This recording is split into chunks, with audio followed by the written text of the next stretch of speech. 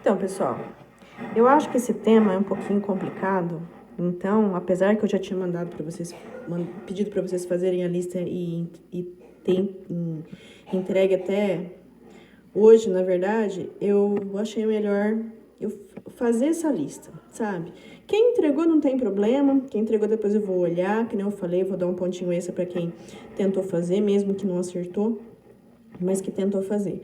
Agora, mesmo quem fez a lista e entregou, né, com certeza deve ter uma cópia no caderno, né? Então eu quero que vocês vão olhando para ver se tá tudo certo, se vocês fizeram certo.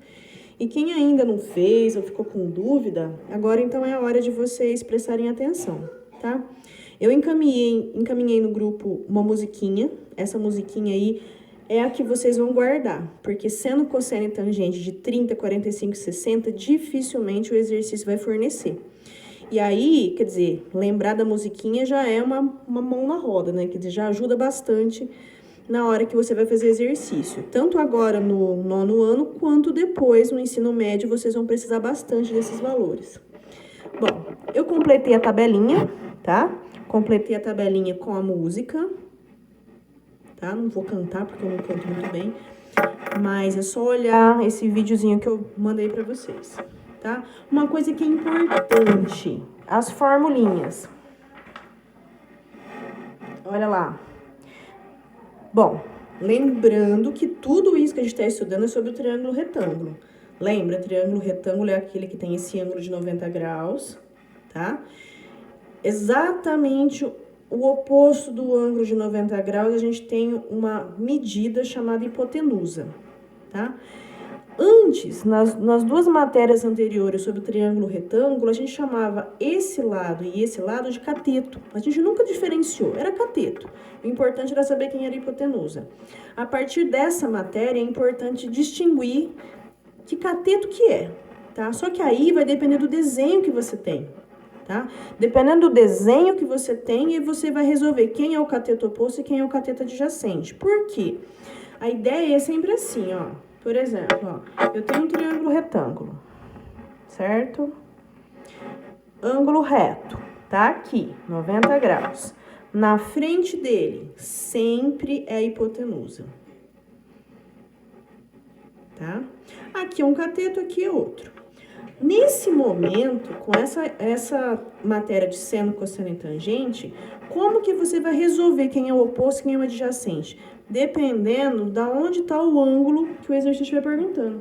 Por exemplo, se eu estiver falando desse ângulo aqui, ó, vou chamar ele de alfa, tá? Ângulo alfa. Com relação a esse ângulo alfa, isso é o cateto oposto, porque tá na frente. Então, isso aqui é o cateto oposto. Quem sobrou? Sobrou esse aqui, ó. Então, esse aqui é o cateto adjacente. Certo? Então, olha só, o cateto, a hipotenusa, sempre o lado oposto ao ângulo reto.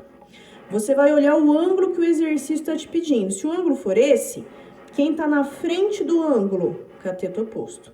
Quem sobrou? Cateto adjacente.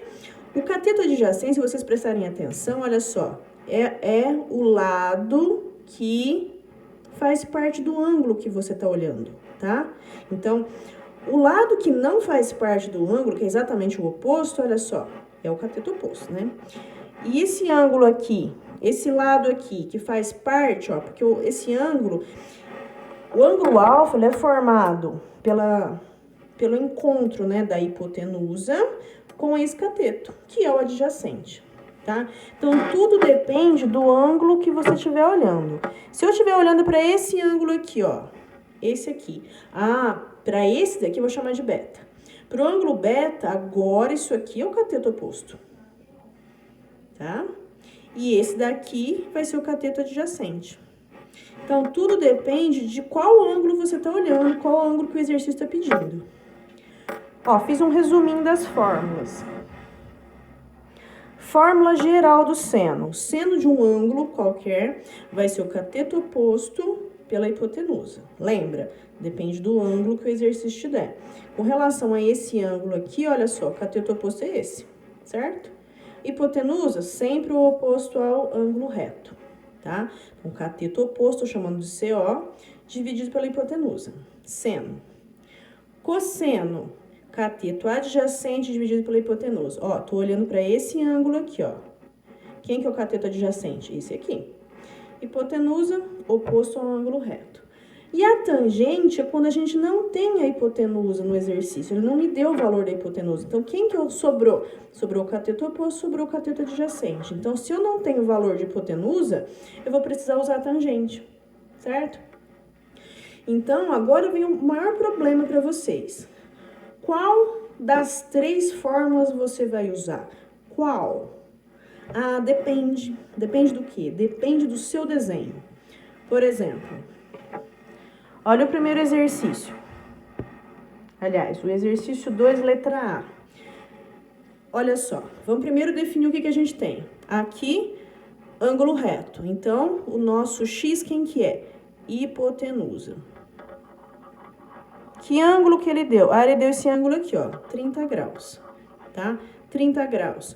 Eu tenho alguma coisa aqui? Não. Aqui ficaria quem? O cateto oposto.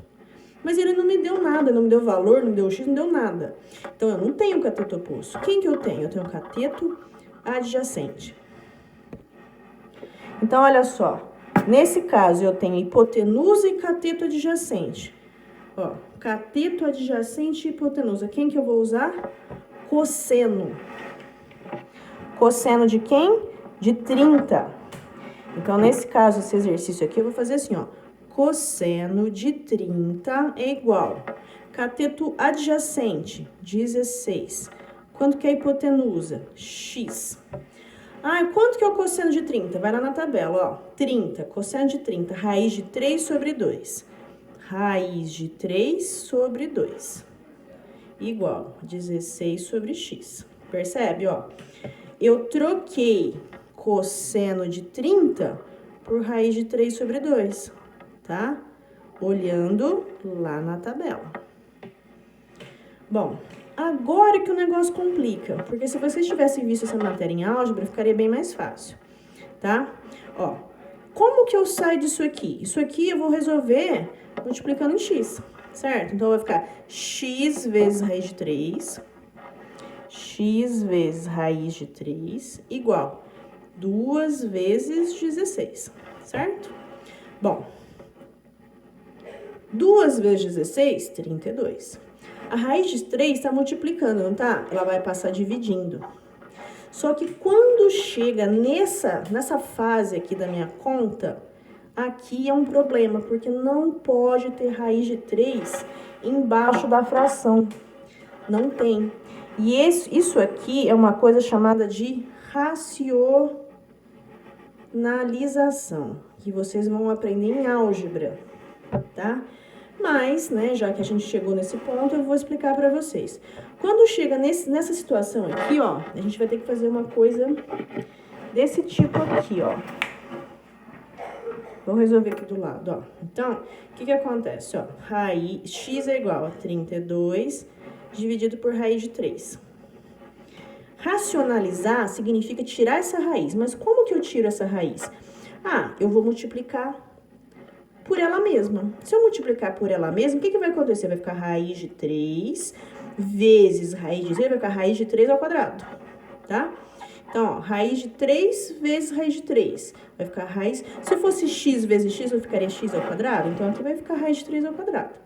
Só que se eu multiplicar, isso aqui veio do nada. Eu que inventei e coloquei aqui. Então, eu não posso. Se eu colocar só aqui embaixo, eu vou alterar o resultado. Então, eu não posso pôr só embaixo, eu tenho que pôr em cima também. Porque pensa comigo, eu multiplico e divido. Se eu multiplicar e dividir, é a mesma coisa que não existisse. Então, eu posso fazer isso. Embaixo vai ficar raiz de 3 sobre 2, mas em cima não. Em cima vai ficar 32 vezes raiz de 3, certo? É meio complicado porque vocês ainda não aprenderam. Mas vamos tentar, ó. Raiz de 3 ao quadrado, ó, interessante, ó. Quando eu tenho x quadrado, vamos supor x quadrado igual a A. Como é que eu resolvo isso aqui? Ah, eu resolvo isso passando a raiz para o outro lado, não é? Esse quadrado aqui virou essa raiz, não é? Então, significa que raiz é a situação contrária do quadrado. Se eu tiver o quadrado da raiz, é como se eu cancelasse.